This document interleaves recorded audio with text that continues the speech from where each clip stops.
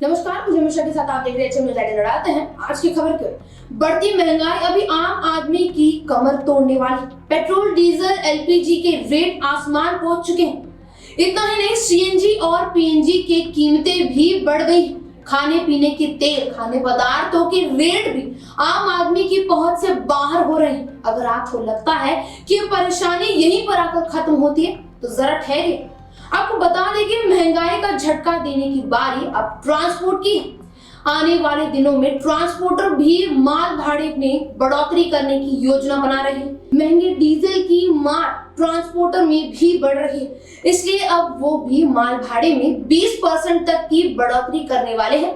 पिछले 2 महीनों से जरूरी सामानों की कम कीमतें बढ़ोतरी हुई है और ट्रांसपोर्टर भाड़ा बढ़ाते हुए तो चारों तरफ महंगाई में और ज्यादा बढ़ोतरी होगी और आम आदमी का दर्द बढ़ेगा। इस बढ़ोतरी के पीछे ट्रांसपोर्टर का कहना है कि कोरोना महामारी की वजह से कुल डिमांड में काफी कमी आई, जिसकी वजह से कमाई में कोई इजाफा नहीं हुआ है। बढ़ती लागत की वजह से ट्रांसपोर्टर के पास किराया बढ़ाने के अलावा और कोई दूसरा रास्ता नहीं। देश के सबसे पुराने ट्रांसपोर्टर संगठन all India motor transport Congress के कोर कमेटी चेयरमैन बाल मलकित सिंह का कहना है कि कोरोना से पहले उनका एक ट्रक दिल्ली से मुंबई के 3 से 4 फेरे लगा लेता था, लेकिन अब हालात ये है कि ज्यादा से ज्यादा 2 ही चक्कर लगा पा रहे हैं। यानी महीने में 3.5 लाख की कमाई घटकर अब 2 लाख रुपए तक आ गई। पेट्रोल डीजल की कीमतों में बढ़ोतरी से जरूरी सामानों की कीमतों में भी बढ़ोतरी होने लगी है और ये कोरोना काल में आम लोगों के लिए दोहरी मार साबित हो रही है।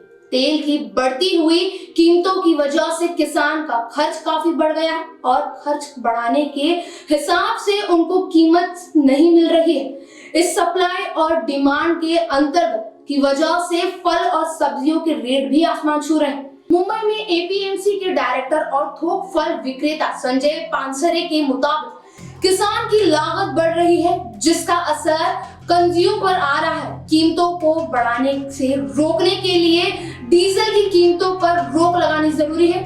डिमांड में कमी, लागत में बढ़ोतरी की वजह से ट्रांसपोर्टर सरकार की किस्तों और टैक्स में छूट के साथ साथ एक्साइज और वेट में भी राहत की मांग कर रहे हैं।